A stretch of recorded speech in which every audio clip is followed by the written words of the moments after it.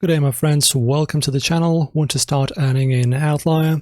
In this quick guide, I'll show you exactly how to do tasks inside the Outlier platform.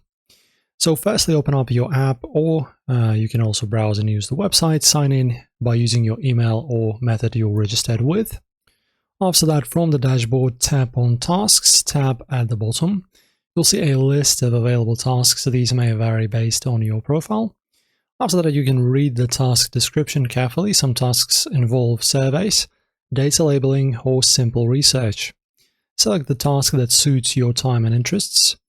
Follow all instructions exactly. For surveys, answer honestly and don't rush. Rushing may lead to disqualification. For labeling or writing tasks, quality matters. Proofread before submitting.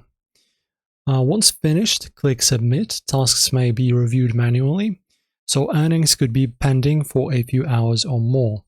Check daily for new tasks. Enabling notifications can help you grab high-paying jobs before others do. And that's how you complete tasks in Outlier in 2025. Follow carefully and you'll boost your earnings in no time. Guys, like and subscribe for more legit task guides. See you in the next one.